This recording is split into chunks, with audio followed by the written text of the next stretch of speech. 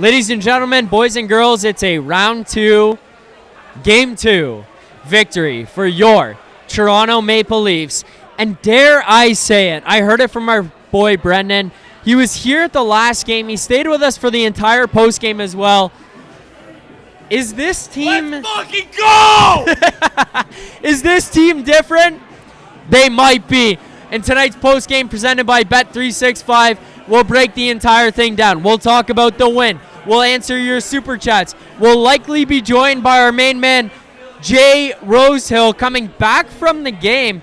Vic, alumni box for Jay Rosehill. I mean, you know what? He is a big deal. He should be treated as a big deal. So Jay Rosehill coming back from the arena here tonight. He'll join us at some point, I believe. We'll break down tonight's game. We'll go through the chat.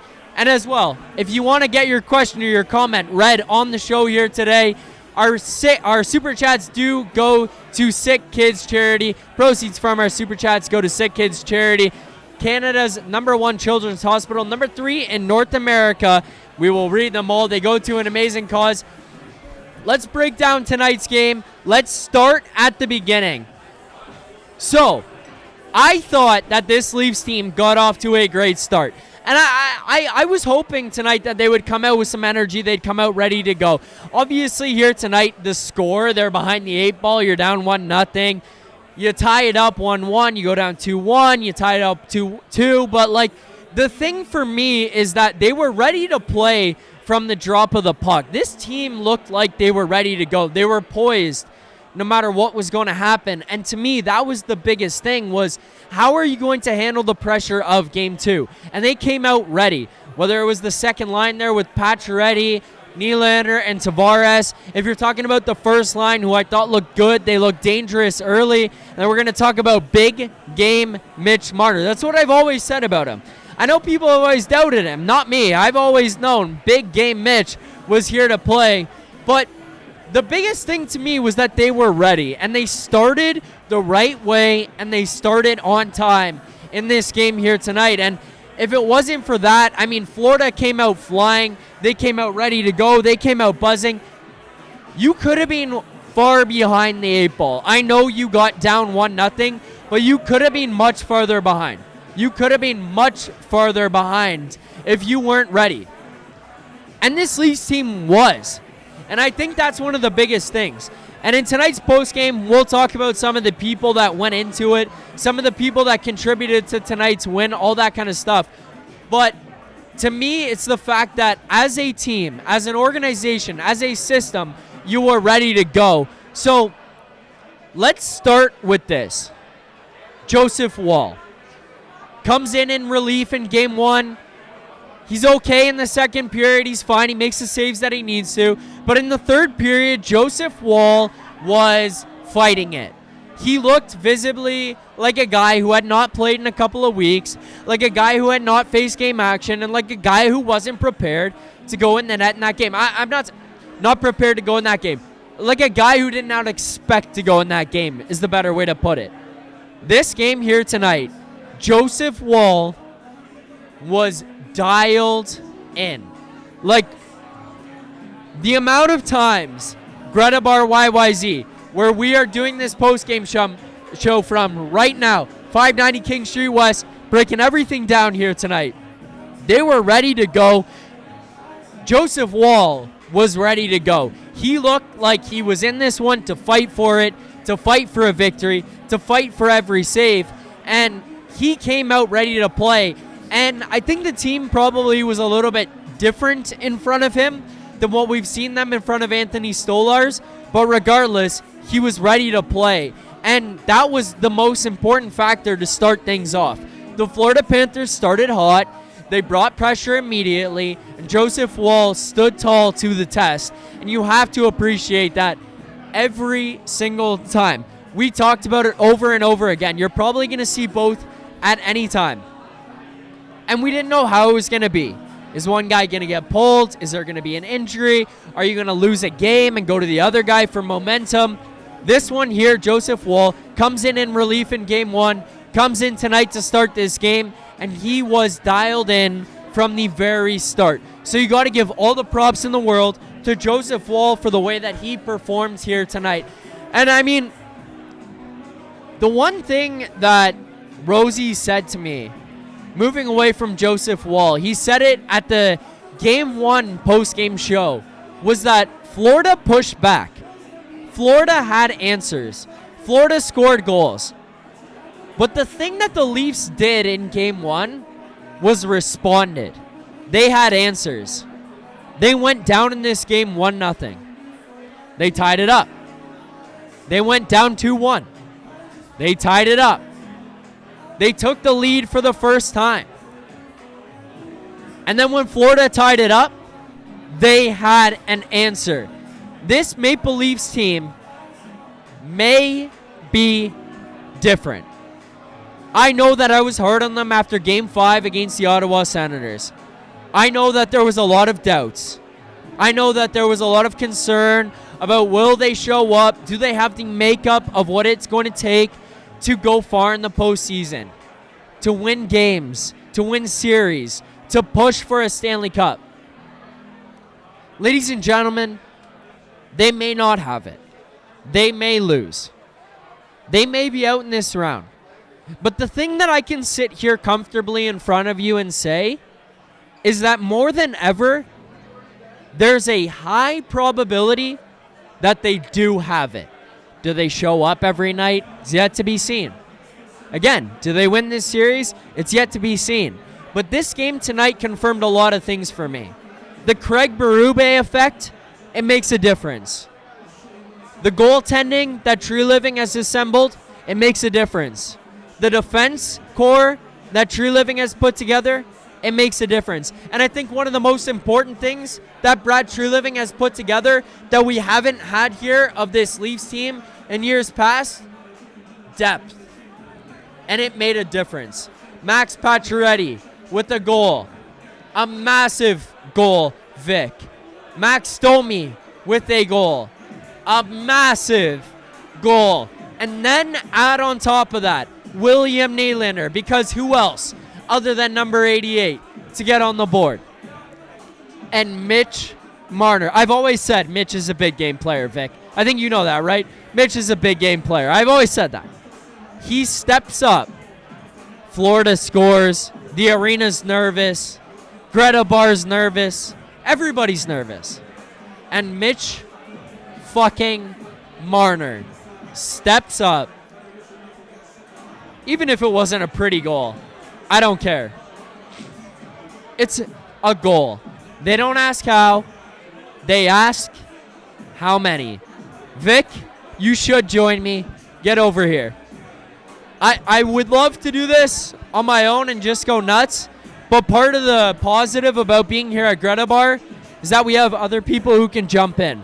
Whether it's myself, producer Vic, who's here with me, Jay Rosehill, who will be stopping by, my buddies in the back here who are chugging beers in the pregame show behind me. I didn't even realize they were just slamming pints here at Greta Bar, Vic. This is a massive win for the Maple Leafs because I think this confirms a lot of things. They may not win everything. They may not win it all. They may not actually end up going all the way. But for right now, this has a very different feel to it. Does it not? Man, what a blur. This is a blur. I don't even know what happened tonight. Well, we're going to break it all down. Like when you said Nylander scored, I forgot that Yeah. he scored. Yeah. It was so long ago. This felt like, I'll be honest to people, this felt like a marathon game. Like this genuinely felt like a full boxing match, official, regulated, like you go the distance, everybody goes at it. And in a weird way, that's a positive sign to me for this Leafs team because it's like they've kind of got it in them. They've kind of got away. Let's fucking go! They've kind of got away to win things and close things out. And it's like maybe you would have liked them to just clean this up and just have a nice, easy win, 2-0 on the series. That's it. You're up here tonight. You're up in game 1. It's okay. But in some ways, the way that they battled through a lot of the adversity that they faced to still win these games means a lot. Yeah. And a lot of that second period, it turned into Florida Panthers hockey. Yeah. And no penalty calls, nothing. It was chippy, it was dirty, it was disgusting, cheap hockey. Yeah. And the Leafs came through that second period with the lead. Yeah. They gave us everything they had. They pushed, they tripped, they slashed, they interfered. Pontus Holmberg, I don't know how he's still standing. I know. That took a fucking beating. Warrior tonight, honestly. Warrior kept tonight. Going, and yeah. kept going. And we came out of that second period with the lead 3-2. Yeah. Again, you mentioned the depth in your opening monologue there. Lorenz to Domi to give us the lead, like unbelievable. The Phenom's mad at me. Zack, bro, you never said Mitch is a big game player. Stop the lies, dude. I always said that. I always said that. Zack has a Mitch Marner tattoo on his lower back. And number 16. Number 16, and it says Always playoff game breaker underneath.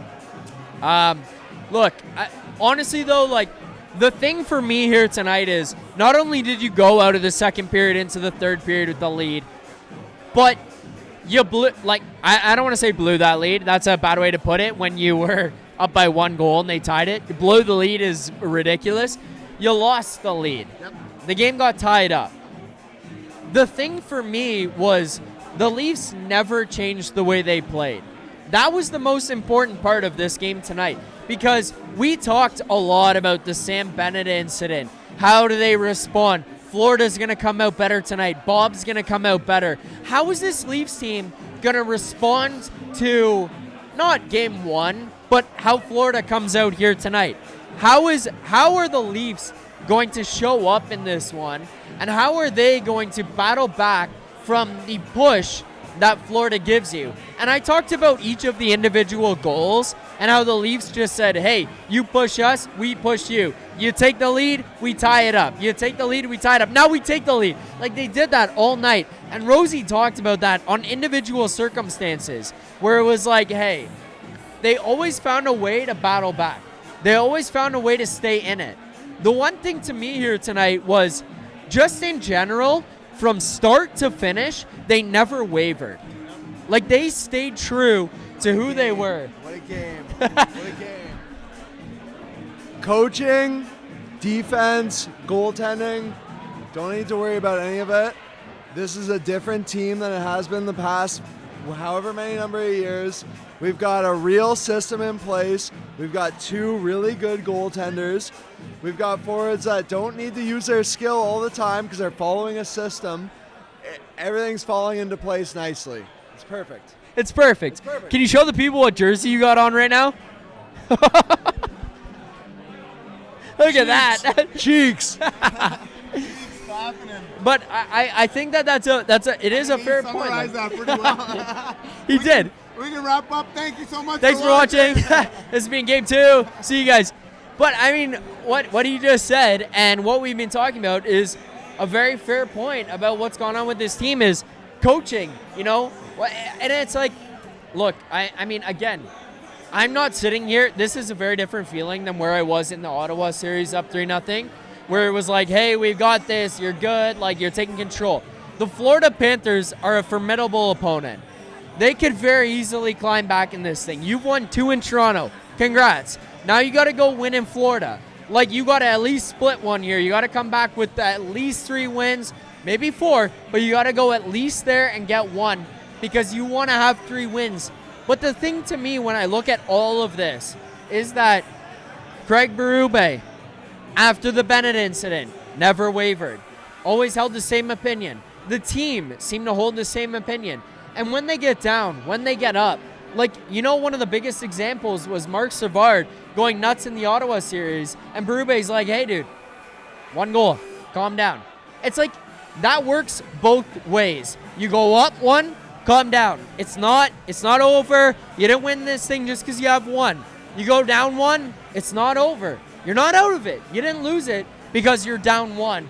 And it feels like the entire roster, from top to bottom, has adopted that mindset. Yep, they've taken on the personality of their coach. And I hate how like cliches are cliches for a reason, right? Yeah. Like, there's a reason why everybody says the same shit over and over again. Because it's true. Like, that guy standing behind you, he is always one. And I guarantee you go back in the locker room after the win, Yeah. he'll give you a, fuck yeah, good job, boys. Let's do it again. On to the next. On to the next one. On to the Let's next. go get one in Florida. Yeah. And that's it. And that mentality, you saw it in game 1 as well. That fight back, that push back. Every time Florida had something, the Leafs responded. Yeah. And we saw it way more obviously in this game. It's insane the difference. God, I hate harping on Sheldon Keefe. I hate to fucking do it. I hate doing it. Because my thing is that everybody you talk to and every analyst and everybody on television, doesn't matter what channel you're watching, they always say that this Leafs team won't be successful because of the past, right? Nobody looks at this team separately. They say, oh, they failed before, they'll fail again. So that's why I hate talking about the past. But you go down 1 goal early, and the blender's out with Sheldon Keefe. Yeah. The blender's out. Yeah. We'll probably see Nick Robertson fucking come down from the press box and join the top line or some shit. Mid-game, he's eating popcorn. Next thing you know, he's playing on first line. Yeah, and it's like, what's going on? But this guy never panics. He's always even keel. I love it. And we even adopted the Craig Berube style. When the Leafs score a goal, full Handshake. disclosure. That's it. That's the celebration at Greta Bar. Everybody, handshakes at Greta Bar. Act like you've been there before. Yeah. That's how they're acting. They're acting like they've been there before. It's insane. So you talked about it there, and it was a good point. It was kind of where I wanted to go next on it, but I talked about the composure of him, the mindset, the approach, all of it to the game, and how Berube goes in and out of things, and how he handles situations, and the ups and the downs of a series. I think the one thing you brought up there that was a good point was how he handles the lineup.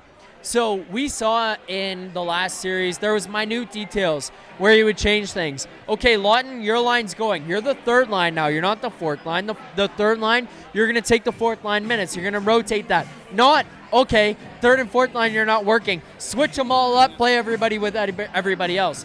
Then you look at this one. We saw Max Pacioretty, goal, ties the game, 1-1. The assist on the Nylander goal. Everybody's looking at this going, Pacioretty's buzzing, Pacioretty's going. You look in the third period, who's playing left wing on that second line? It's Pontus Holmberg. Yep. You know why? He's drawing penalties. He's in the mix. He's physical. His legs are moving. It was nothing wrong with Pacioretty, but it was like, hey, Pacioretty, you're going. You've got your cookies. We think you can help somebody else because JT and Nylander are going. Holmberg, your legs are going. That third line, not as much. Boom. Holmberg goes up to the second line, Patches to the third line. You rotate things around there, and it's just like he makes minuscule changes that are ultimately really important changes in the grand scheme of the game, Vic. Yep, and I love Pacioretty's game today. That guy, what a signing, man. What a signing. What a signing. LTI. We were ready to ship him out of town after game, 2? In the postseason against the Ottawa Senators. Game 3 when he came back. We're like, no, get Robertson back in. It's just not going to work. It's just not going to work. That guy's just showing, again, another cliche. It's like experience. Yeah. You need experience in the bottom 6. You need some experience in the bottom 6. You need physicality in the bottom 6.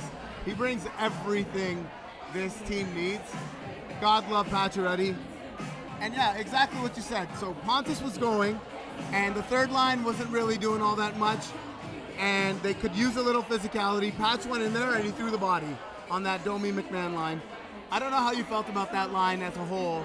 McMahon had a few chances, but I'm kind of talking in circles here as I'm going through the game here.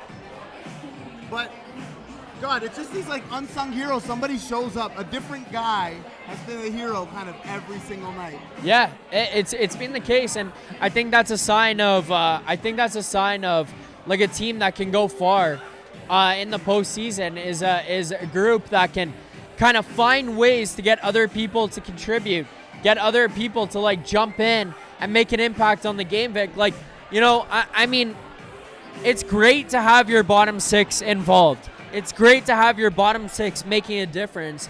We've always talked about the fact that you need your top six to be the guys who are going, the guys who are driving play, the guys who are making things happen. And I think for the most part that was the case. But we've seen this team in years past build the bottom six with guys who, they got good Corsi numbers, they got good expected goals, they've got all that stuff. They maybe don't have the same playoff intangibles that are needed to go on a long-term run or to win these games. Because if it's not for Pacioretty and that second power play unit stepping up, if it's not for the Max Domi goal, you might be looking at this thing a lot differently. But, like, they're figuring it out.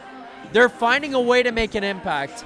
And, Vic, I don't know. Like, to me, that's a positive sign, is the fact that you're getting depth contributions. But most importantly, not only are you getting the depth, you're not relying on it because the top six isn't going completely ghost on you. Yeah, I mean, other than two guys on I mean, I saw a lot in the chat. Do you want to go there? Sure. I saw a lot in the chat. Sorry, I'm trying to do mic checks here live. Yeah. The music is blaring here at Greta Bar. Great time. Come join us for the next one. What would it be? Game 5 would be the next one if we did it here? Yeah. Yeah. You might not be allowed to go to Florida. Yeah. Our social media guy, We're Ryan, buzzing. was like, yo, Vic can't leave. We're buzzing. This crowd tonight was electric, too. It was. It was pretty sick. Usually I like a more quiet atmosphere, but everybody showed up today. I know, it was fun. It was a good Everybody atmosphere here at Greta Bar YYZ. But yeah, before I jumped on the mic here, I was looking at the chat, I was monitoring, and I saw a lot of wait till 34 gets going, wait till 34 gets going. 34 makes too much money to be just a defensive guy. It was a little bit of positive, a little bit of negative. Like, we're winning without him, but wait till he shows up. And then there's a bunch that was like, this guy sucks. He's the highest paid player in the league. He's got to do more. Yeah. Where do you stand on that right now? Like, we coming off a victory that just put us up 2-0 in the second round. So reality is, I still think there's more to give. And I saw a couple of the chances that he had. You look at the one where he tried to wrap it on Bob, where he tried to go 5-hole. You know, social media guy Ryan points out to me, in years past, he probably scores that somehow. Empty net again. Empty net again. Probably scores that. The chance that he has in the second period in front of Bob, where the pass comes in from him, it's like a bobble puck from the point, but I'm not picking it up. I'll be honest with you, I'm not. I'm on the ice. I'm not picking it up. But Austin Matthews is. He's normally picking it up. He's just missing some of those. He's a step off of them. But it's also a positive sign. You're up 2-0 in the second round in this series here. As my dad, stat guy Paul here points out, Ron McLean says this is the first time the Leafs have had a 2-0 series lead in the second round since 1987. Oh my goodness. I wasn't even born then. Like, you're That's a young a long buck, time but before me. I wasn't even born yet. Yeah, but it's like it contributes to that. And I'm not trying to talk about negatives, and Vic's not either. Like, we're not trying to point out and be like, oh, wow, this team stinks. Like, these things aren't happening. The entire point to this is you're up 2-0. Yep. As a team construct, a team mentality, you're battling through. You're finding ways to get through this stuff, and you're still waiting on that. And Marner scores that goal tonight, which ends up being the game winner. And even him, I look at and think, there's more to give. Much more to give from that top line. Yeah. The thing is, like, as a few people are saying, he's clearly hurt. He's hurt. Yeah. But I feel like he's been going through this for 82 games now. Like, this has been an off year. I wish he would have just taken some time during the regular season. Fixed it. He went to Germany. Yeah, but then I feel like he rushed back again. Yeah. Just take your time, come back. I love where we're at right now, but we need that guy 100% if we want to go where we want to go. Yeah. And we want to go and lift that goddamn trophy for once. Yeah. He's not going to sit now, so I don't know what the solution is. The thing is, though, in Florida, where they control the matchups, are they going to stick to the Barkov-Matthews matchup? Or do they throw Lundell over the boards with Marchie and Luosterainen and try to get Barkov away from Austin Matthews? Because, Vic, to his credit, we call him Austin Deneau. He has done a good job on the other end of the ice. Yeah, yes. The thing that I would say in this case that's different than with Sheldon Keefe is that I don't think Berube is as worried about the matchup. No, but Maurice might be. I don't care. I understand what you're saying. My point is that I don't think that Berube looks over there and goes, fuck, it's Scott Laughton against them. Or, oh, fuck, they got the Barkov line away from Matthews. I think he looks over the boards and goes, I think right now I'd say probably 3 of the 4. So if one of the lines got caught out there, you'd probably be pinched. Yeah. The Domi line, you're probably like, uh-oh. You got to let a tight asshole after that one. But outside of that, I think he looks out there. He looks at the guys he's got, and he goes, I can trust these guys. And I feel like I can trust them. You know, late game there, under 2 minutes left. Who's on the ice? It's Scott Laughton. He's winning draws. And I don't sit here and go, oh my God, the fourth line's on the ice. I'm not sitting here going, get them off. We need to fix this. How do we get pinched? We've got the last change. I feel comfortable with that. And part of it is, I think that there's like a back and forth that takes place where Keefe looks and goes, I don't trust this line. And then that line gets pulled, and then they don't trust themselves. And then they're out there and they're like, oh my God, we're going to get our shit kicked. And then Keefe pulls them, and then he's got to put somebody else out. And it just hasn't been that fight. There's been a lot of trust up and down the lineup that's avoided a lot of that. We saw it here tonight where it was like 2 minutes left, game's on the line. Yarncroke, Scott Laughton, Steven Lorentz are on the ice. Sure, there's mistakes that happen, but they cleaned it up and they won this game. Those guys, that might be my favorite line. And that's the Passion brothers and the Swede. Oh my goodness. Yeah. Oh my goodness. Holy shit. Look who's here. Look who's here. I'm going to step aside after I say this. Jay, maybe you can chime in here as well. What do you have to say to all those people who doubted your former teammate, Scott Laughton? He's a beast out there, isn't he? He's only got more to give, too. I can't believe I walked in on this song. I'm so jazzed up right now. The city's buzzing. How is it out there? 2-0 in regulation at home. I'm an optimistic dude with this team, and I love this team, and I've said they're different all year long. 2-0 against the Big Cats. Like, they're curling their little tails between their little pussycat pussies, and they're fucking going home. And we have got a stranglehold right now. You got to get some W's down in Florida, though. But, man, I heard this thing banging. And me and the boss man are buzzing coming home from the big ring. I love it, you guys. I love you. Do I got a chair? Do I got a mic? Yeah. Come sit. Here. Let's go. Let's get in here. Oh, are we going 3-man? Why not? All right. Where's the other one? Here, I'll grab it. I got to turn that on. Hold on. I got to turn that on. I've shared mics before. I'm not scared.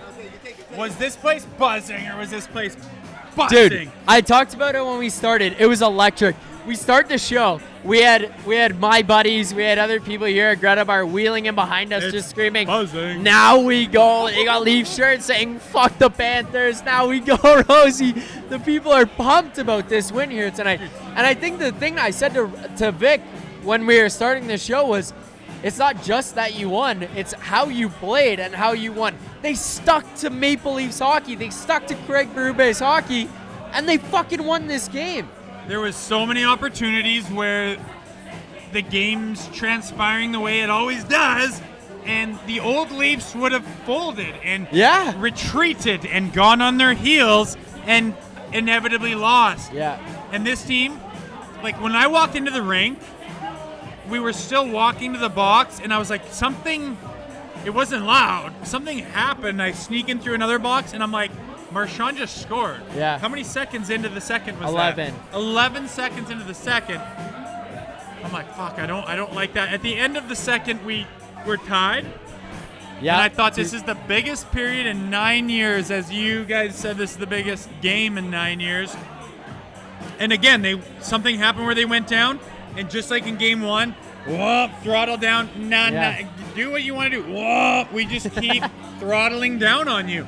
And in the end, to the victor go the spoils. Isn't that right, Victor? Yeah, Jay, I want to ask. Oh, that little segment.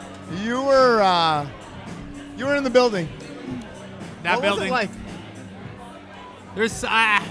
I remember jumping out of that tunnel to 50 mission cap by the tragically hip, rest in peace, Gord Downey, And the crowd just, I don't remember the circumstances, but I remember just being like, whoa, this feels like a big one. And in the first period, we got a 1 or 2 goal lead. And Ponikarovsky, just random dude on my team, looks over, and he'd been there a while. He's got a lot of experience. He goes, I've never felt the building like this. And I was like, oh my God, I've never felt anything like this.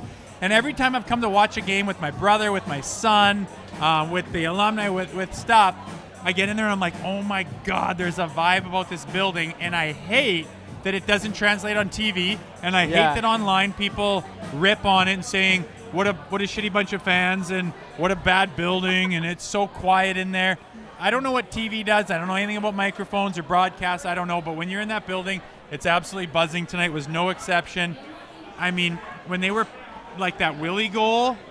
Yeah. And like just the way Nyezy's playing in general, the Domi goal, those are the ones that they did in game 1 where they're just like, sorry Panthers, like I know what you're doing your best, but you're not going to beat us. And that's what it is to me. There was nothing fluky, nothing easy. They went through adversity every goddamn game. There was reason for the Cats to get that W, but they wouldn't let it happen, and they did it in regulation. Like, what do you want? Yeah. What more do you need to see, man? Well, one more time, we got to see it on the road. But, I mean, for the 2-game slide at home, that's why you work hard for 82 games, win your division. Home ice means nothing, Nick Alberga. Fucking suck it. Where is that guy? He's wearing a suit jacket. He's freaking off. He's getting his suit pressed. he might pop in here any day. I'd like to hear his perspective as well. He's around a lot of smart people, a lot of hockey people up there in the gondola. But, I mean, I'm tickled pink walking out of that place. All the cars are coming out and they're laying on it. Fucking, I'm in a good place, boys. How was it here? I've talked about a lot about what you said after the last game when you were talking to me, and you're like, I cut that clip today, and it was you saying the Florida Panthers pushed back and the Leafs responded. Well, tonight it was the Panthers who pushed, and then it was the Leafs who pushed back and just said, guess what? We're here to fucking play. Like, you're down 1-0. That building tonight, they didn't sit on their hands. They seemed at least engaged in the game there. You're down 1. Oh my God, this thing could go sideways. You've given up. You didn't score on either of your power plays. You give them the 1. They scored 5 seconds in. Bang, Pacioretty scores. Tie game. It's all good. Then you give up another one. You're down 2-1. That's what you're saying. Years past, they're just like, fuck it. Bye. We're out of here. 1-1. Too tough. Split at home's fine. Too scary. It's all good. We're okay. We got 1. That's it. They didn't say that here tonight. You could visibly tell. Not only was there a compete level, there was a mental and physical engagement where they were just like, we're not going down easy. We're going to swing, and we're going to swing, and we're going to swing, and we're going to fight our way back. And that's what they did. It's exactly what I take away from it, man. Like, they've been a good hockey team for quite a while now, but they've always come up short. Yeah. And there's excuses and reasons and woulda, shoulda, couldas and what if and almost and all that bullshit. And now we don't even have to go there, because instead of that, I really think the Panthers are getting on their jet in about a half an hour, and they're going, what? Like, we threw it back at them. Yeah. We got back in the game. We didn't stood fill our strong. pants, and it's not like we're like, boys, that wasn't us. We know what to do in game 3 at home. It was like, fuck, that was us. That was us. Yeah. Why? How did that happen? And guess what happens then? A little bit of doubt and a little bit of maybe frustration. And then Maurice is going, well, fuck, I kind of gave him the speech and they did it, and usually that's worked. For 2-3 years, that's worked. Yeah. What is going on? And I think it's unfamiliar territory for the Florida Panthers. This series is far from done. Yeah. It's a huge game in Game 3, which is, again, like we've talked about, it's a reset. Game 3, brand new slate. Everything's up for grabs. No bullshit. They're going to give you their best. You have to fucking do it again. But the position you put yourself in, I think you're clawing and gaining ground on the Florida Panthers. And the biggest thing to me is the mental struggle. It's not a struggle, but the mental warfare almost. It's like a mental strain you're putting on them. Yeah. And they're going, what the fuck? Yeah. Like we I think played. they assumed they were going to beat these guys. Yeah. They assumed they're going to beat the Maple Leafs. Let's be Yeah. honest. Yeah. Everyone assumed they're going to beat the Maple Leafs. After 2 games at home, they're going home going, do we need to reevaluate? And then then things start turning, and one guy starts thinking this, and all of a sudden they're on the same page. Yeah. And frustration could set in. That's where you want to get them there. They're not there yet by any stretch, but this is the path towards it. It's not one they're used to, the Maple Leafs or the Cats. I love seeing it. I love being on this side of it. Boys, there was 2 storylines coming into this game. We'll get to Woll in a second because Zack and I haven't gotten there yet. But it was how we handle Sam Bennett. What do you do with Sam Bennett? What's the response? What's the response? What's the response? I will say one thing. I did not notice that guy on the ice one time tonight. Yeah. The crowd got on him. The boys were hitting him hard. He didn't do anything scary. They let him, like you said, Rosie, what was the key? If you're going to go at him throughout the course of the game. Don't leave your spot to go give him an extra shot. Yeah. And I didn't see any of that. And I loved it. And I loved how the boys responded. And your boy, again, I'll bring him up, Scott Lawton. They asked him pregame, how do you respond to Sam Bennett? And he said, win. And they won. And that could include physicality against the team, against Sam Bennett. It can include whatever you want, but you let the game come to you and decide what you want to do in the moment. You don't go, oh my God, everyone's up in arms about Sam Bennett. I need to go and fly out there and do something crazy. Like, this is the National Hockey League, dude. You start doing Bush League stuff, it will bite you in the ass. You can't do that. I used to run around in the American Hockey League, make a mockery of the game sometimes, just like whatever I wanted to do. You get called up the NHL, it's a different game. You're playing with real bullets. You can't do X, Y, Z. You put your team down. You act like an idiot, and Billy McCreary comes up and says, I'm going to make an example out of you, and then you hurt your team, and then the game slips away, and then you realize what that game meant, and no, man, you can't afford that. You're in the second round of the playoffs against this team. You can't run around and be morons. We talked about that in the pregame. I love how they adopted it, but there were opportunities where time to scrum it up, time to muck it up, time to hit, time to go after the whistle, and they were there. Scott Lawton, I noticed, leading the way with that kind of thing. I love it. I want more of it. He's going to need more of it in Florida.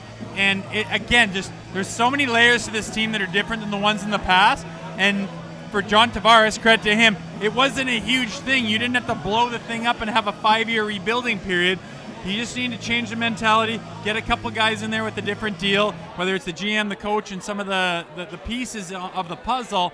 And now they look a lot different, man. And I fucking love the way they look, man. I was proud leaving the rink and really excited too. Yeah, I think one of the big things here tonight too is obviously I started the show. I talked about Joe Woll being ready to go from the beginning. What'd you make of his performance here tonight? Like, there was some massive plays, and I think a lot of it was just the insulation that's being created by cheerleading, because in years past, it's Joe Woll. He's the guy who's got to be relied upon, and then you're going to the backup if it's not him. Anthony Stolarz goes out, and it's fucking Joseph Woll who's coming in as your backup. He makes that massive save at the end of the second period, getting across, gets his toe on it, sends his upstairs out of play. You know, it's Chris Tanev who makes a save at the side of the net. It looked like a sure goal. I think it was by Sam Reinhart. It's Jake McCabe who's sliding down, swats the shit out of that puck out of there. But it's just all these pieces that are being added by Brad Treliving. But one of the things I think is so important is, yet again, Joseph Woll comes in relief, because Brad Treliving has built a goaltending pair that you're looking at the second guy going, you're not even the second guy.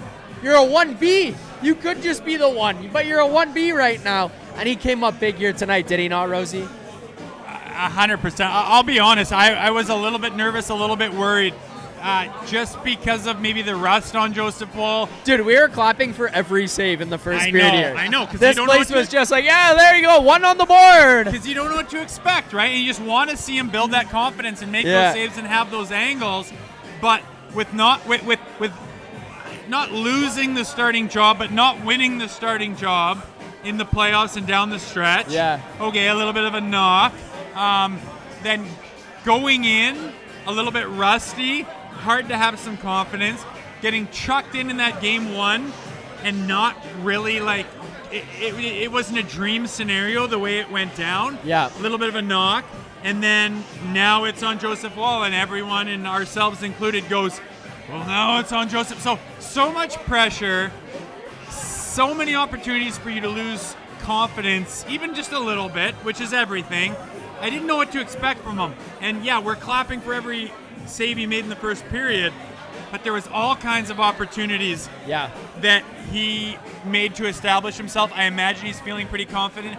That one that went 7-hole glove side probably wants back. But for a guy in this position to have kind of one that he wants back, every goalie in the league on any given night has one that they maybe want back if they're thinking about being perfect. He played as good as we could have asked for him, and now he's got that layer of confidence built on top of him. And he's probably guaranteed for sure going to play Game 3, and he's got more building blocks underneath him, a better foundation to play good goaltending in Florida. And I just think the prospect of him playing really good in Florida is even better than it was tonight, and he did just goddamn fine tonight. We can't have a Wall conversation without producer Vic getting involved. Okay? Yeah. All right. Couple things here, all right? That was his first playoff start where he wasn't facing elimination. Yeah. Which is That's insane. wild. He's had 5 starts, all of them elimination games. Insane. Another thing is, which you mentioned, he didn't win the job down the stretch, which scared me as well, because he also didn't win the job from Samsonov last year. Samsonov was the guy that took the fucking ball and ran with it at the end of last season. So that scares me too. It's like, can he do it over the long haul? But one game, you need a guy in net. I want a guy that has no pulse. And that guy has no pulse. Yeah, that's huge. You let in that 7-hole, doesn't faze him. Doesn't matter. Oh, You keep going. Yeah. You keep playing. And again, I feel like he's the guy that has the Berube mindset, where nothing phases him. Yeah. He makes a big save, doesn't matter. He makes less than a weak one, doesn't matter. So this is why I've been pushing for Joe Woll, because I've only seen him start in games where his back is against the wall. So now if you take a little bit of that pressure off of him, how good could he be? Yeah. And that's what I wanted to see. Being a high-end athlete, everyone thinks it's being perfect. It's being Roger Federer on the fucking highlight reel on YouTube and just being perfect. It's not that, dude. Nobody does that. Yeah. Tiger Woods didn't do that. Nobody's done that. Nothing's perfect. It's when stuff doesn't go well, which is part of being an athlete. How do you respond? And the shitty ones melt down and say, oh, I had in my mind this perfect scenario. Now it's not perfect. It's melting down. Oh, whatever, wherever they go after that. Poor me. This is bullshit. Excuses. Whatever. That's where an average to shitty athlete goes. The good ones, everyone just assumes they're perfect. They're not. It's when you go through that tough thing, and how do you respond? And I honestly, since Joseph Woll got his first crack with this organization, and his mindset after, and how you read between the lines in his interviews and stuff, it's tough to get anything out of a Maple Leaf in an interview post-game. But I was thinking to myself, same with Matthew Knights, I'm like, I like what the cut of this guy's jib. I like where he's at. And like you said, his mind is strong. He's unflappable. And it showed tonight. He could have easily been like, this is huge. This is big. This is too hard. But when something doesn't go right, like maybe one goes in 7-hole, it was a little bit squeaky, he comes back even stronger. That's an athlete that I want on my side. And he's showing a lot of good stuff, man, for a lot of good reasons. Rosie, before the game, people in the chat were calling for you to be the coach. Now they're calling for you to be the prime minister. How do you feel about that? I promise to lead the people of Canada. Keep hitting that like button, Leaf Station 401 right here on YouTube, whether it's Leaf Station post game with myself, Jay Rosehill, and person here right now. This guy. This is your. I'm support of sick kids. We got super chats as well. Keep hitting that like button. We did hit 130 likes here, which means we've blown past the 50. We got to do the salts. God. And these are a brand new bottle. Okay, I was hammering them after game 1. I was like, yeah, these are kind of what I remember, you know. They used to be a little heavier when you crack them right out of the hospital.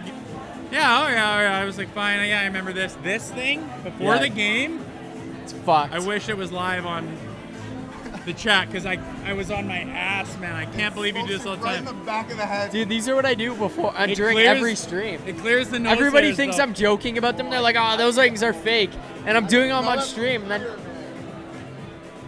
oh my God. Goes down to the throat if you let it.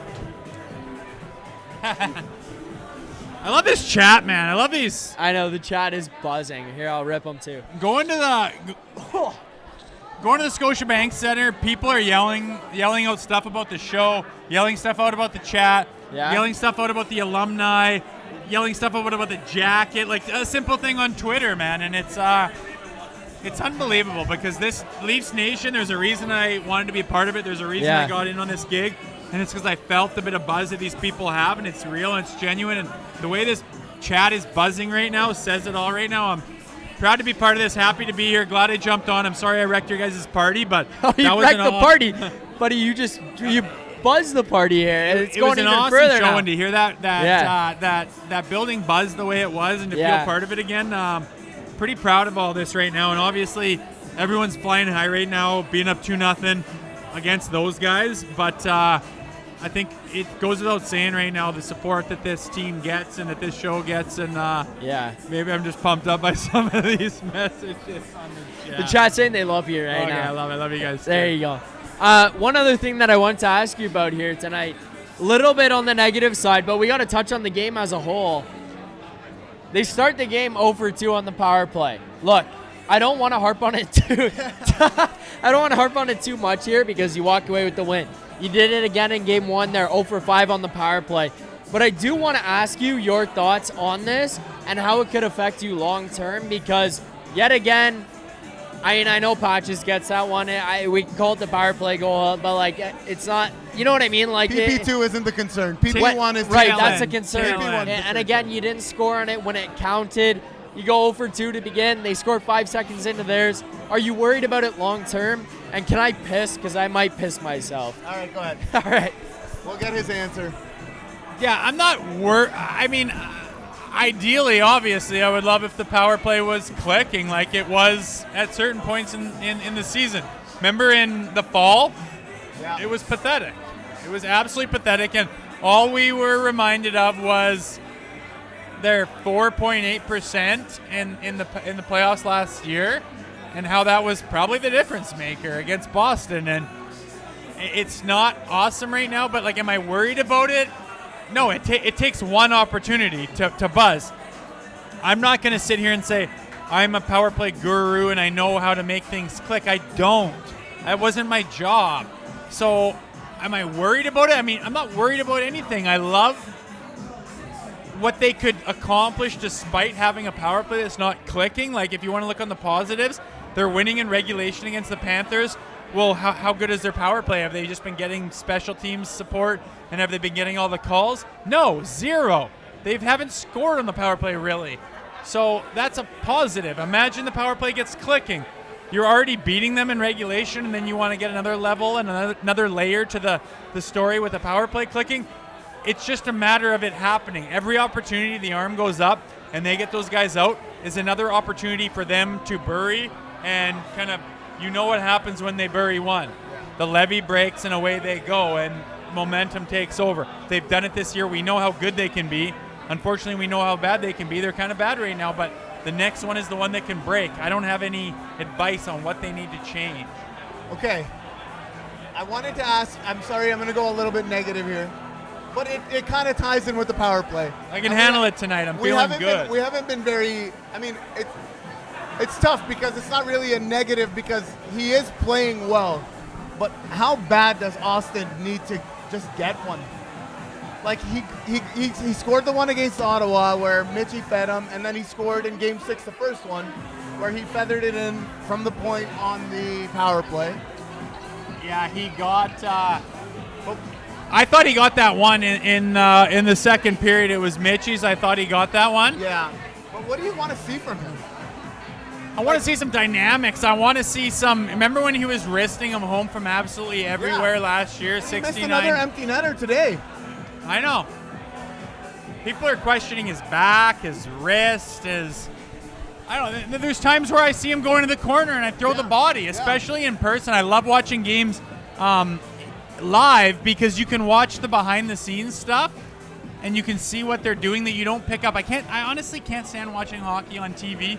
You get one that, like, the alumni box, and when we were in Nashville, you look at it down above the one goalie's shoulder and you see everything. And I love that view. You can see absolutely everything, including the benches at all times. But you see little things that he's doing. He's still finishing checks. It's not like he's limping around out there like Leon Draisaitl was last year, completely injured, and it's just like, well, you're better at 45% than anyone else that we have in the barracks at 100%. It's not that. I honestly don't know what to say about it. Like, some of those, like, I think tonight he had 2 shots in a row, 2 attempts in a pretty decent, like, for Austin Matthews, it's a scoring attempt, and miss the net, wrap the glass high, miss the net, wrap the glass wide. I don't know what to tell you about that. I really don't. I'm a fucking plug, and I can hit the net. So I don't know why Austin Matthews isn't hitting the net lately. I really don't. I would love nothing more than for him to pop off. I thought he got one tonight. Looked like he did. That was Mitchie's. Love to see that too. But I don't know. Again, like, the power play, is it a matter of time for him to just get one and let the levee break? I don't really know, man. And again, I'll turn it to a positive before I throw it back to you, Zach. Imagine what this team looks like when that guy gets it fucking going. Yeah, I mean, I think that's one of the positives here about the way this team's being constructed. We saw the calculator community try to put together these bottom sixes where it was like, oh wow, when you look at the bottom 6 and you look at the way that they put together expected goals and the chances they generate, they can support. The one thing that you're seeing right now is these guys in the bottom 6 be able to play playoff hockey, which I think it just doesn't show up on the calculator. It just doesn't show up in the numbers of whether or not they can play in that mentality, play in that mindset. Watch Scott Lawton. Watch Steven Lorentz. You know what? I'm going to fucking throw him a bone. Watch Calle Yarncroke and the way he's performing right now. They are contributing to this team. And part of it is what they're doing is, Vic, how many times do we watch them and you're like, hey, they didn't score. Good line. Good shift from the third line, because they spent 25 of 35 of their seconds in the offensive zone. And where's the whistle? In the offensive zone. Who comes out next? First line, second line, the big boys. They have the chances. And it's like, fuck, man. Those guys go out there. They have the chances. They create the opportunities. Like, that shit is what matters. I don't care about being a 0 on the board across the regular season. Oh, wow. Look at Alex Kerfoot. That guy flies. Whoop-de-doo. No disrespect to Alex Kerfoot, but when the playoffs come, he's basically Mitch Marner, but with less skill and less ability and less anything, and all of a sudden he doesn't do as much. You watch these guys now, man, they are able to play this way, and it alleviates pressure from the big boys because they're able to battle in the playoffs. Maybe not generate as much offense as you'd like from a numbers perspective, but they battle, Rosie. I don't, like, you can't watch a hockey game on your calculator. I've never understood that. You watch a game, and I love to watch a game, and I see what I see, and then when someone else sees something different from me, I'm all ears. What did you see? What do you think? And I learn, and I might adapt a different perspective. Like, that's what it's all about. Yeah. And then some guy with his calculator tells me, here's the expected here's the goals that they were expected to score last game.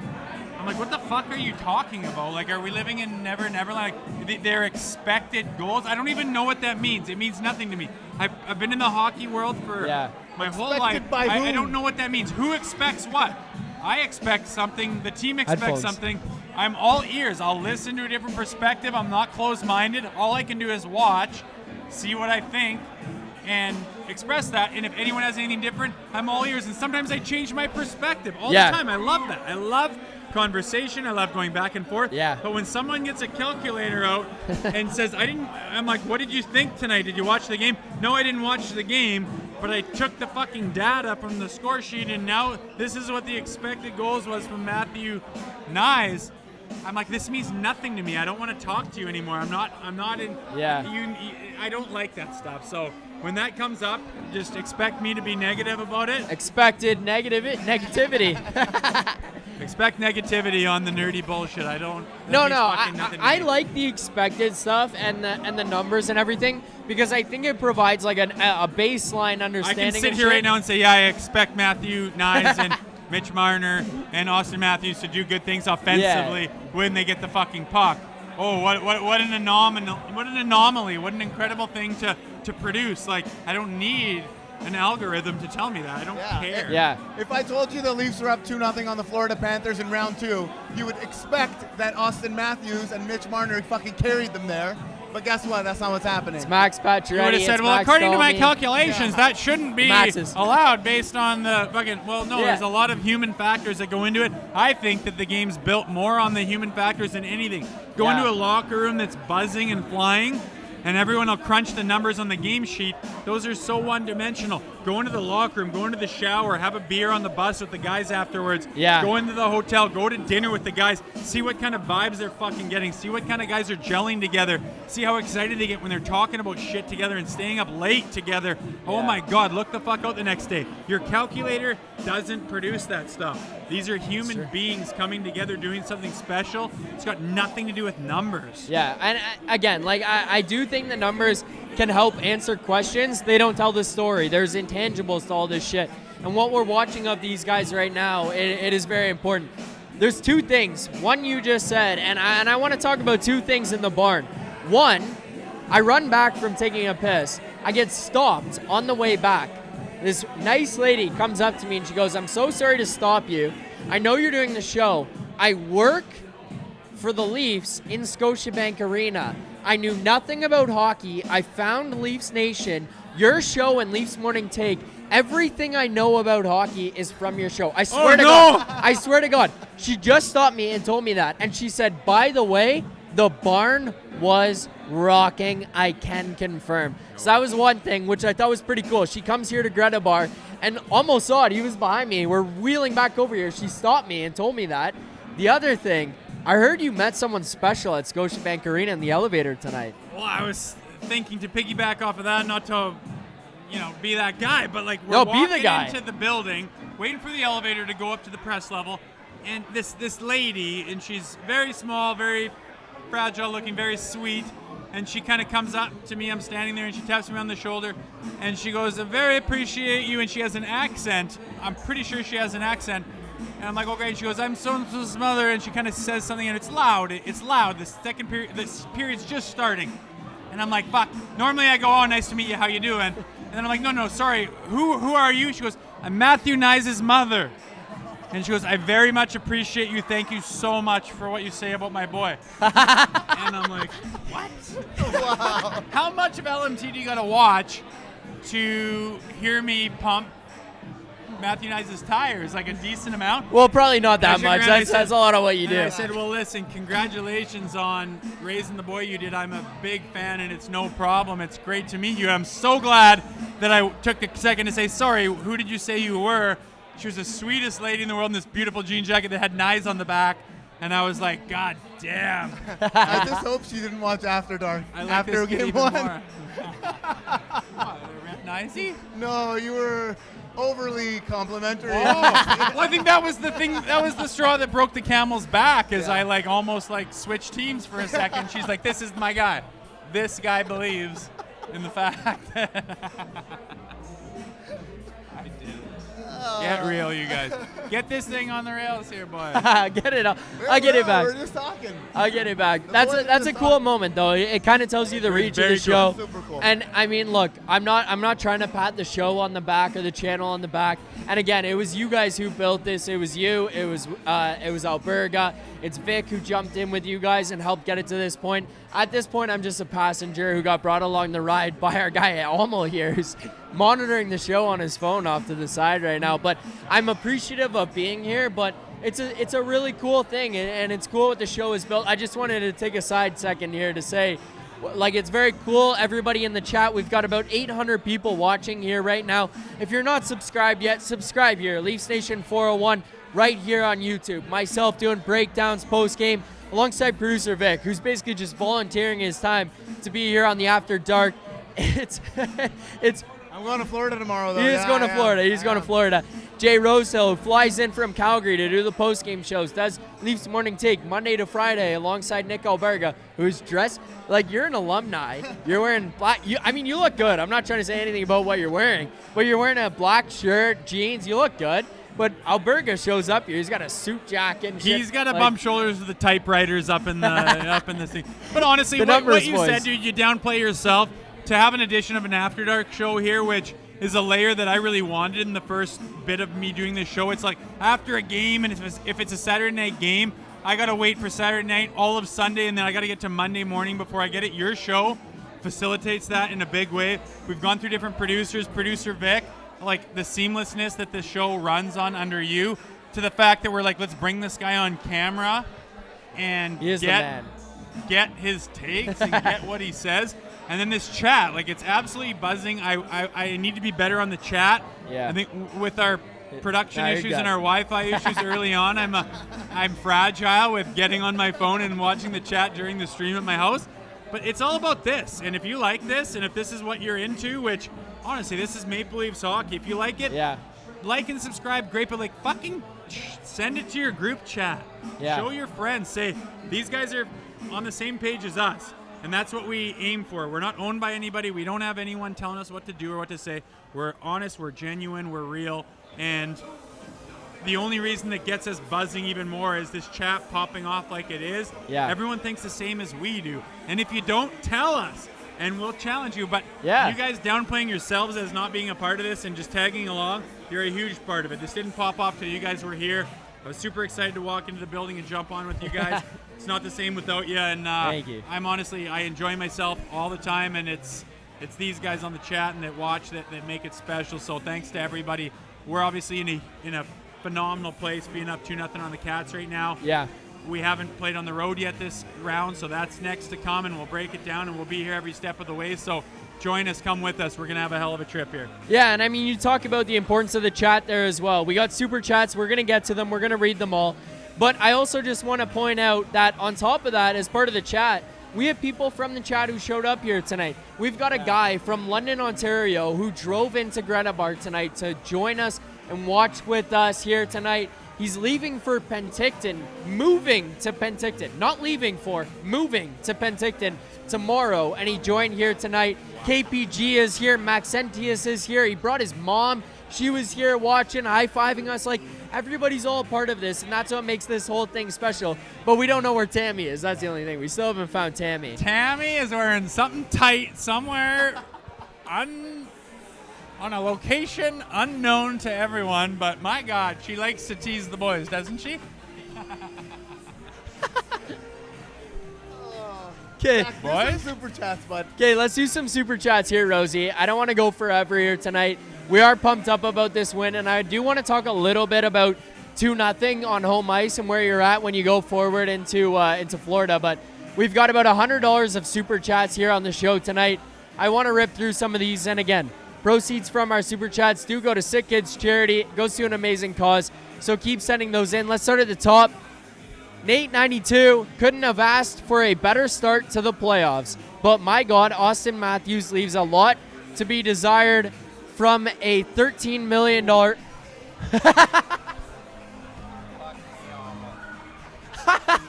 I'm sorry, we almost lost Rosie. No, we did. Austin Matthews.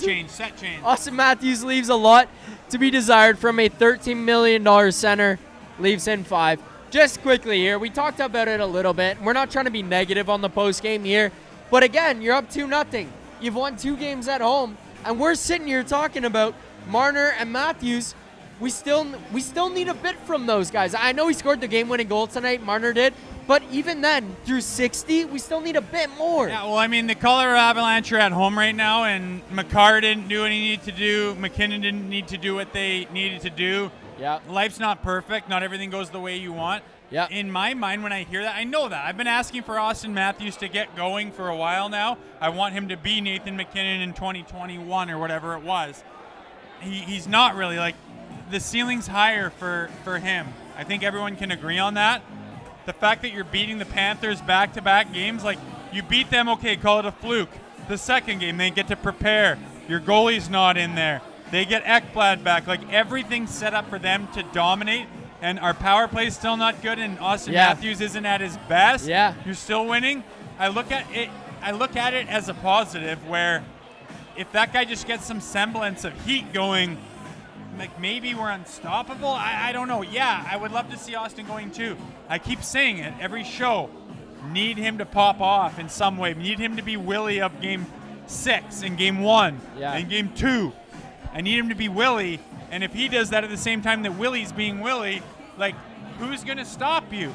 But he's not. I get it. It's a concern. I don't know how to get him going. I don't know what's wrong with him, and I don't know what to say about it except, yeah, we know they got more.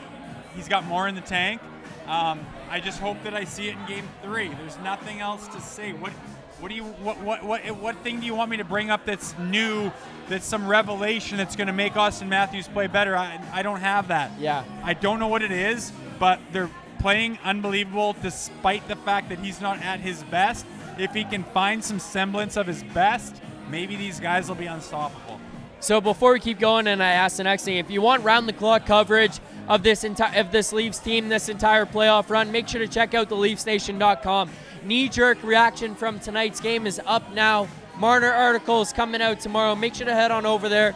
The boys have you covered from top to bottom, whether it's on the morning show, the After Dark show, or articles throughout the day. Check it out.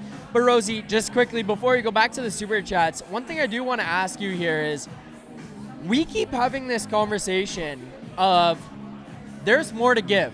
There's more to give. There's more you could ask for. No, the power play wasn't great. The goaltending was still more to be desired. Whatever it was, I want to know from you, because you've been in the room. You've been there.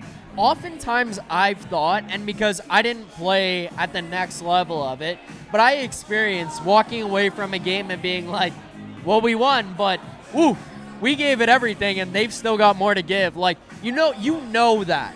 What does it tell you about this Leafs team to be up 2-0, and what do you imagine that room is like right now, knowing that... What's up, boys?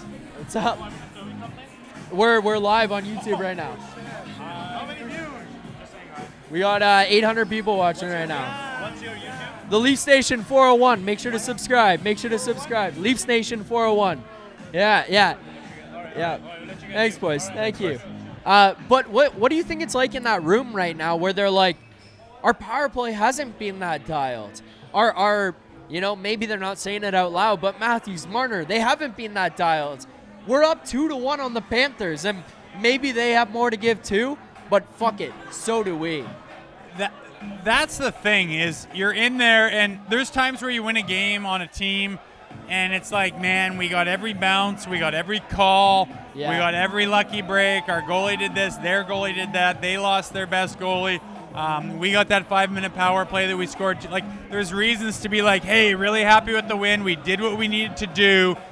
But in the back of everyone's mind, and no one's going to say it, is, yeah, but. And this team won 2 games clear and free.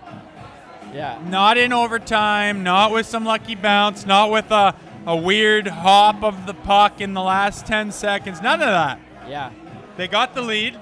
They kept the lead. They closed in regulation. That's what they did twice. Yep. Against a really, it's also like, yeah, but this is the San Jose Sharks. It's going to get a lot different down this. It's not that. Yeah. It's fucking It's the Florida incredible. Panthers, dude. It's the Florida Panthers. The defending Stanley Cup champions, could almost be back-to-back Stanley Cup champions. The best team in the world. Yep. On paper and in most people's minds. Yep.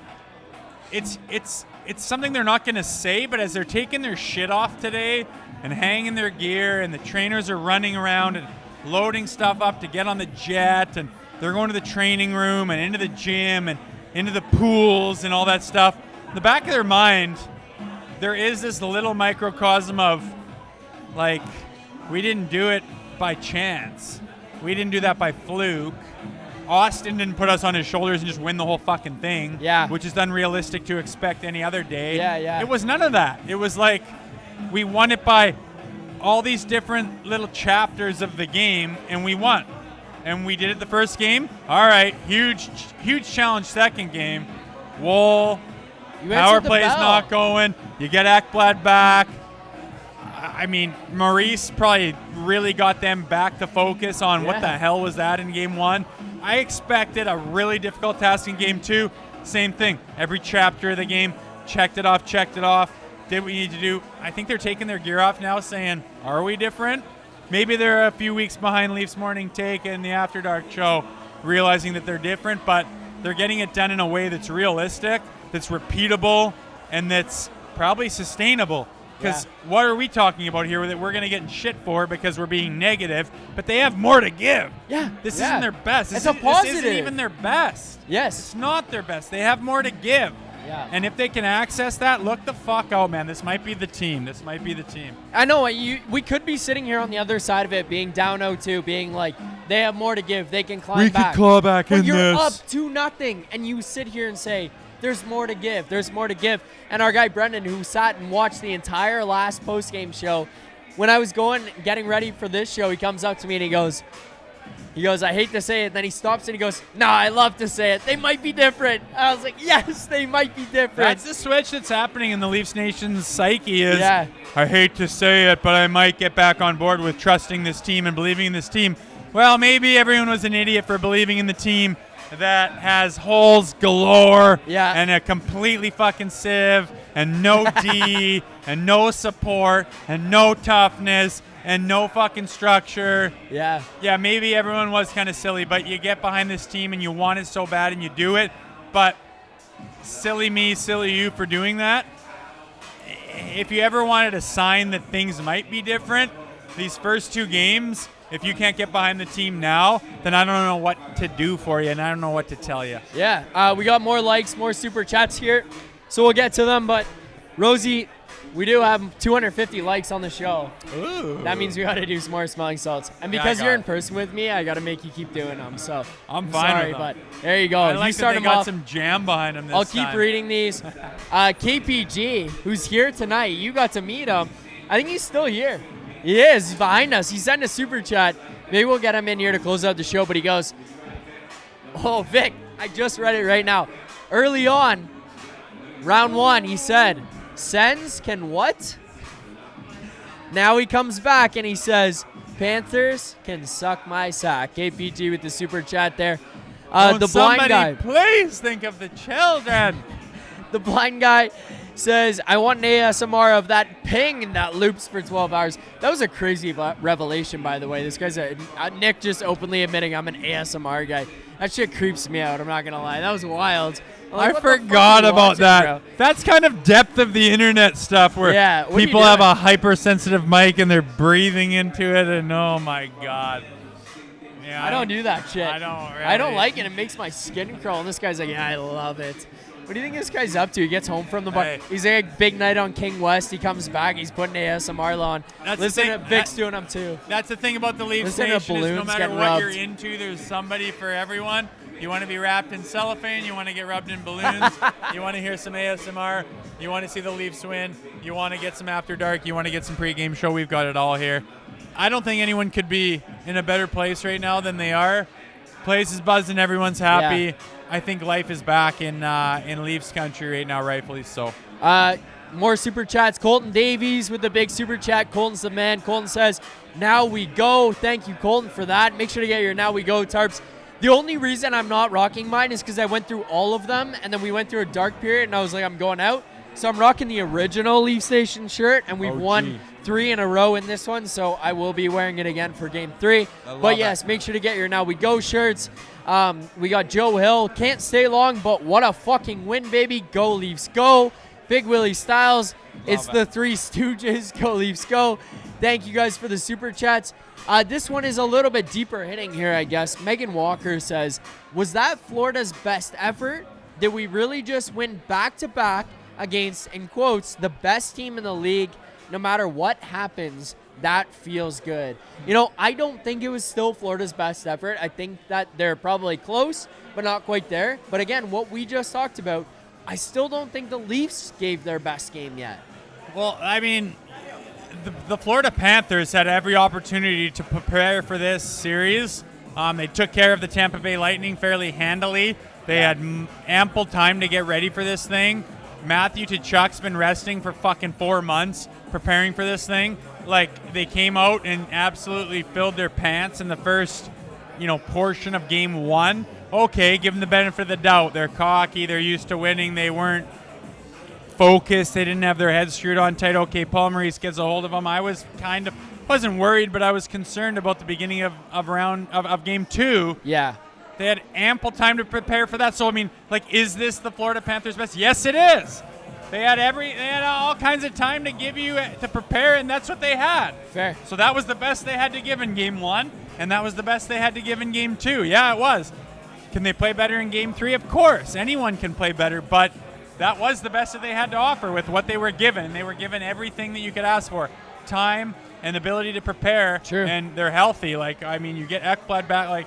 That was everything they had, and they came up short. So stop living in this world where the Leafs aren't capable of being really good. I know everyone has scar tissue, and they've been hurt before. That's fine, but start getting behind this fucking team, and let's start feeling some support and not some false sense of cockiness and confidence based on insecurity. Let's get legit. I've seen this team. I've seen what they can do, and I really, really believe, and I'm going to get behind them in maybe going the distance this year. I mean, people are reluctant to do it based on the past, but what else do you need to see? Are you just going to jump on the fucking float when it goes down Bay Street? Is that when you're going to believe? Fuck, let's go earlier, man. Let's feel it in the city I'll be a little bit. surfing that thing for fucking time, buddy. I'll be in there. You'll get kicked off in the first block. Were you around for Bay? Do you know what Bay means? Like B-A-E, Bay? Oh, yeah. My Bay. Bay. There you go. My better than all others? What is it? I don't even know what it means. I just know Bay is... It stands for something like that. Before anyone else, Vic says. Better than all others. Fuck! J-Rock here says... Oh, by the way, producer Vic said Bob anyone stunk. else. Goalie Bob stunk. He texted me that. Well, fucking Bob stunk in Game 1, too. Maybe that's because the fucking twist. Maybe it's because the Leafs were that good. The Maple Dinks are coming at you, buddy, and it'll make you shiver in your timbers. Oh, J-Rock here with the Super Chat said, Baru Bay? Question mark. Go Leafs go. Love to Zack, Vic, and Rosie. Thanks for the Super Chat there, J-Rock. Continuing on here, we've also got wait, I already read that one. Joel, amazing what happens when you answer a goal with one of your own, eh? They played their game and they stayed composed. 10 more wins for a cup. I'm curious. I mean, I kind of asked you this again after Game 1 and a lot of this stuff that happened, and you've talked about it countless times. But what do you make of the composure? What is this? Is it the 4 that's matured? Is it the group that's being put around them? Is it Craig Berube? Is it a little bit of everything? Why is it that they can answer the bell when Florida comes out swinging and the Leafs are like, hey, like that saying, everybody's got a plan until you get punched in the face. Yeah. The Leafs get punched. They've still got a plan. They seem to find a way through it. I think it's collective, man. I think it's a collective effort on everything that they've done. Talk about Tree Living, talk about Berube, talk about their back end, but literally 1 year ago, when they get scored on in the first 15 seconds of the second period in Game 2, they shrivel up so bad, and to a man, everyone, including everyone in the building, says, "Oh God, oh God," and it's just impossible to flourish under that. And now they're just "Yep, we know," but it's almost like this. It sounds so fucking cheesy, but your belief in the guy beside you, and you got McCabe back there, and then so Stores and the thing, and you got all these pieces around you. You feel insulated and you feel supported, and it allows you to be more free because you're not terrified that one mistake might cost you the season. You've got layers around you and below you and among you, and that rubs off. And I really believe we're seeing it right now in the first 2 games of some devastating goals get scored because you're playing a phenomenal hockey team. They're going to get that one that stings, and they've done it in Game 1 and Game 2. And literally every goddamn time, like clockwork, they've responded saying, yeah, that sucks. But I don't know. I think it's that belief around everyone around you and what you've built to say, no, we're going to lean forward on our toes, and eventually you get that one back. And they've gotten so many goals back, and I honestly think it's stifled the offense of the Florida Panthers. You know what? That's a good point that you bring up, is looking at the guy next to you and trusting and knowing that he's going to do it. Because if I'm in that room and I look at Scott Lawton, fuck, that guy's bringing it. Steven Lorentz, that guy's bringing it. These guys are going, they're bringing it, all of that kind of stuff. So you believe it. Those are the layers we're talking about. 100%, man. It's all every layers of depth throughout that team. It just feels way better than it has in the past. Yeah. HV Miz here. If you got to go, Rosie, I don't mind. It's all good. I know you guys got to get up early for tomorrow's show, so you're good if you got to go. But we'll keep going here on the Super Chats. HV Miz, Florida have gotten every opportunity this series. We've been saying this team is different all year, but they are seeming even more different in the playoffs. So also, Rosie is a stud. Love from Australia. This whole thing. There you go. Holla back down under, girl. KPG says Jay Rosehill for Prime Minister. Again, KPG back here buzzing. The guy's literally in the building right now. He's right there. KPG also says Jay Rosehill for Director of the Department of Player Safety. Rosie, I love you, but I don't want you to go in that spot because I'd rather you sit beside me. Done. Done and done. KPG. Rosie almost just said unflappable. Is it unflappable or falpable? I think it's unflappable. Yeah, I think Vic's nodding his head. That guy would know better than us. KPG, first start of the game, Joseph Woll's toe. All right, fair enough. X, though, great show, boys, but we need call-ins for post-game. X, though, I appreciate it. We are here live at Greta Bar. We'll figure those out, but we got Rosie in person. We're not going to waste that opportunity to have Rosie on the show. Go down to this Megan. Megan Walker. Jay, I randomly was in Olds for a wedding recently. Safe flight tomorrow. Thanks for bringing the good luck to Toronto. Gorgeous. God's country. I want to hear more. DM me about that wedding. Send me pictures. I'd love to see. I probably knew him. It's probably my cousin. Rosie was probably there. Benadil says, I knew the embellishment call was coming before it happened. Rodriguez, A-list Hollywood actor, trying to sell a major. Let's talk about that quickly because people are going to want to know. Scott Lawton. So at first I was like, oh, what the fuck? He's diving. He gets called for embellishment. Scott Lawton did fucking crank him. Let's call it what it is. He smoked him. Gets evened up. No calls either side there. What'd you make of that Lawton hit? Rodriguez, the embellishment, if you caught it. I was watching and I was trying to figure out what happened, and I absolutely love the fact that they call an embellishment. I mean, what's the biggest problem with the league right now? Getting the calls right, the refs seeing things for what they are, and how important are special teams right now where you got professional hockey players trying to induce the refs calls by diving, like fucking LeBron James or some absolute fucking embarrassment to their craft. And the fact that a ref, I always wondered, if you're a ref and you see a guy try to sell a call, and that, what does that mean to a ref? I'm trying to embarrass you. I'm trying for you to look stupid. I'm trying to make you do the wrong thing and make your job hard. And if you see that, I want the arm to go up every time in the crowd to think that they're calling a trip, and you call the embellishment and say, sit the fuck down and quit playing like a bitch. I want that all the time. So I love that I saw it. Usually it happens when it's an even up call, and I'm fine with it. But yeah, if you're trying to sell shit and you're trying to sway the game and sway the referees and the officials and make them look stupid by calling the wrong thing to a player that's not doing something that's making you fall, but you're trying to sell it as that, I want those guys penalized all day long. I love that idea. Joe Hill there also, the super chat said, Rodriguez got hit so hard he was out for an entire shift. Never forget. Yeah, he did come back pretty quickly. Benadil with one of the fun. Okay, so by the way, this Benadil guy, after game 5, Vic and I are doing the post-game show. This guy sends a super chat and he goes, love the show. Watch everyone. This game tonight made me quit hockey. Game 6, he comes back and goes, just kidding, I'm back. I'm back, baby. He says, Marchand could do a line through a chain link fence. With that schnoz, all right. He could eat it's like somebody with the jibs can eat a crab apple through a chain link fence. I love the chirps. I love it all, boys. That's what you get here on the Leaf Station After Dark. You don't get that kind of commentary on Sportsnet. I'll tell you that for free. I don't know if I should have said that, but I said it. Joe Hill, Craig Berube asked about what he's learned about William Nylander this season. Just leave him alone. I think that's fair. The guy was a menace tonight. And, you know, it's one of those things I'm saying to people, like, they get mad about stuff with Nylander, and I'm just like, yo, leave it. I said to you in the first period, he tried to make the one play where he jumps past Forsling, and he almost steals it. And it's like, normally I go on Twitter or whatever after, and people are like, why didn't he hit the guy? And it's like, no. Nylander's the kind of guy I'm willing to sacrifice that because 9 times out of 10 he's stealing that and he's coming out with the puck. I will let him do his thing. Like, he's one guy I've learned to trust.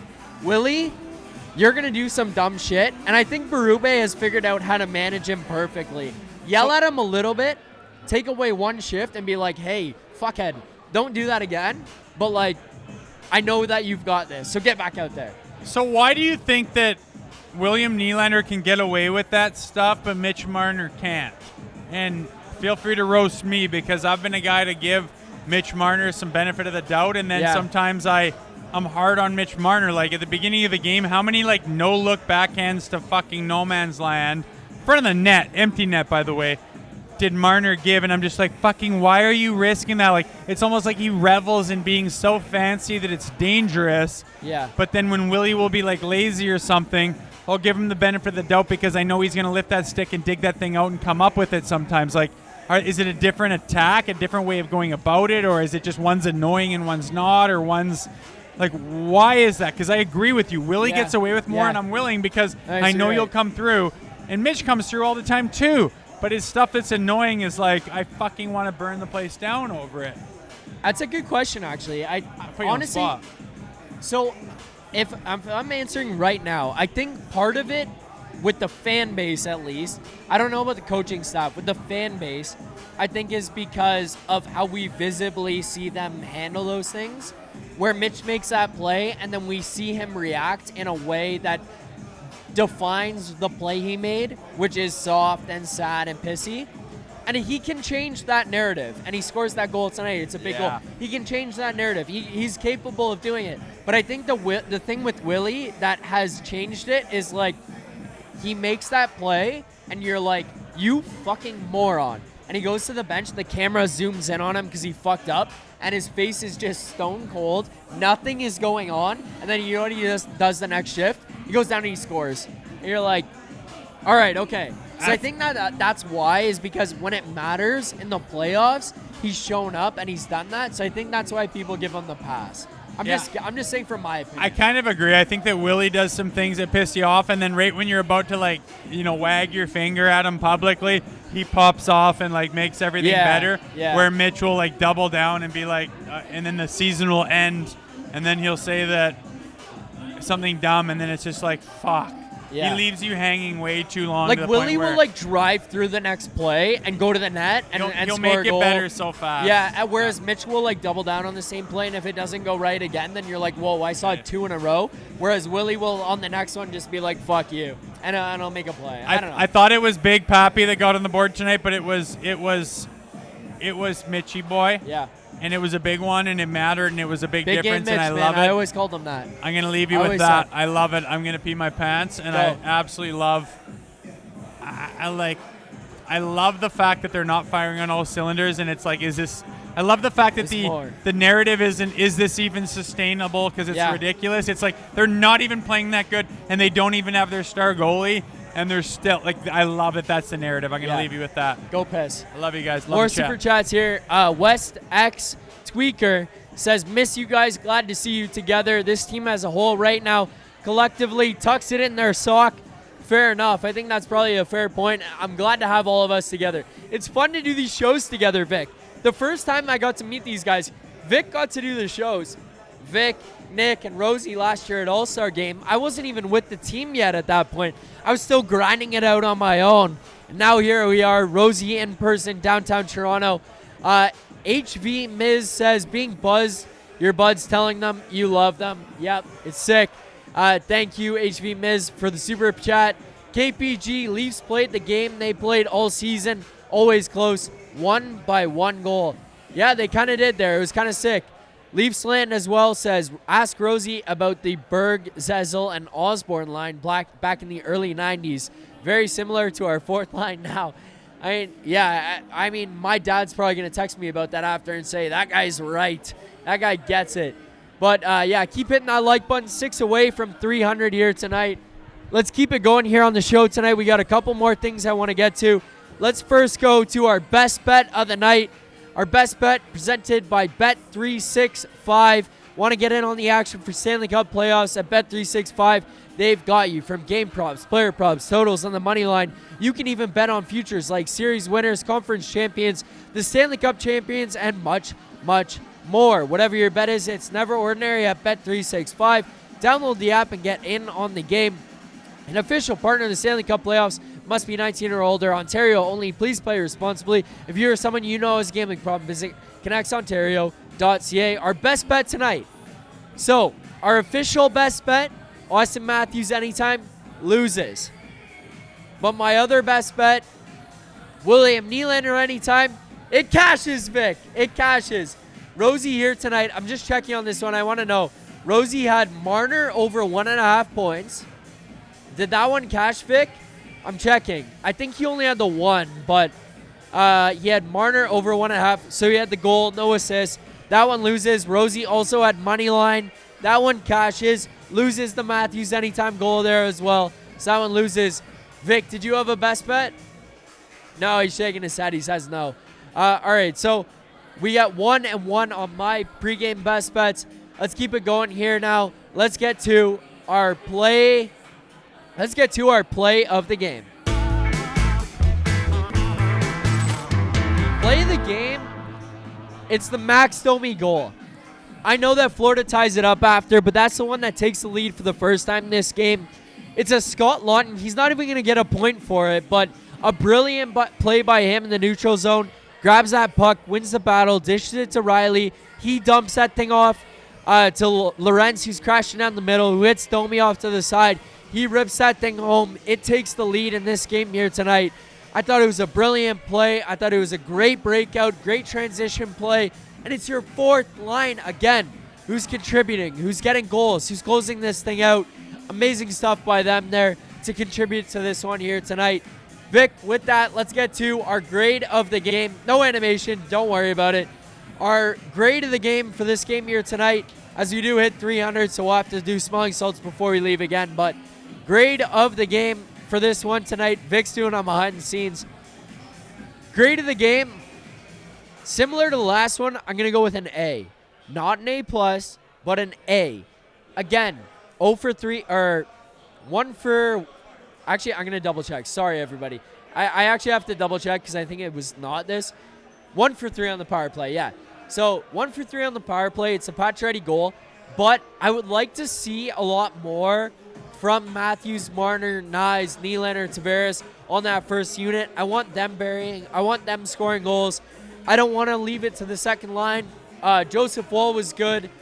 You did relinquish the first goal. You had to battle back. But again, you do battle back. You do win this game. Those are all positives here tonight. So it's an A, not an A+. And again, I think you got more to offer, but it's an A for me. So to recap here tonight, for us here at Greta Bar, I think this is a great, great game by the Maple Leafs. It showed a lot out of them, a lot about their ability to fight back, not get slunk down into the game. You know, you pushed, you stayed composed, you win this one here tonight. Joseph Woll has a great game here as well for him. Yeah, I mean, he faces 28 shots from the Panthers. He lets in 3. So it's not going to show up on the box score where you're going to say, wow, what an amazing statistical night for Joseph Woll with .893 save percentage. And, it's just like one of those ones where I look at him and I go, you made the saves you had to. You stopped the ones that you had to. I thought he was good. I thought he came up clutch when it mattered. And Mitch Marner scores the game-winning goal here tonight. Clutch moment for Mitch Marner. So those things are all positives. A for me here tonight. That's going to do it from Greta Bar YYZ for Game 2 of Round 2 of the Toronto Maple Leafs postseason in 2025. Thank you guys so much for watching here. Thank you for liking, subscribing, following the channel, watching the stream, sending your Super Chats. $135 in Super Chats donated here tonight. Thanks to Jay Rosehill for popping in. Thanks to producer Vic for putting in the work he does every single day. Thanks to our guy Almo Delic here, who almost blew his socks off with the smelling salts last week. Vic, actually, we hit 300 likes. You got to do the smelling salts here. We'll do smelling salts before we leave. Maybe we'll get Almo to do them as well here before we leave. But thank you to everyone who liked. Keep hitting that like button on your way out. If you haven't subscribed yet, hit that subscribe button. This guy smells them from over there. We got to get to 20,000 subscribers before we finish the postseason. Thanks for watching.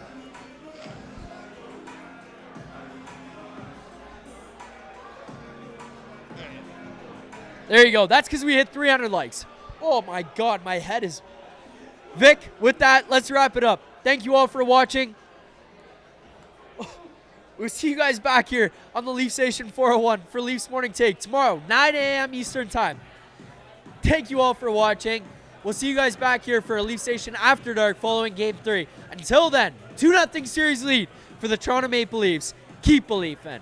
For more content just like this, including game previews, post-game live shows, Leafs Morning Take Monday through Friday with Nick Alberga and Jay Rosehill with special guests, as well as instant reaction videos, make sure to be subscribed here to the Leafs Nation YouTube channel, turn on notifications so you don't miss anything, and drop a like.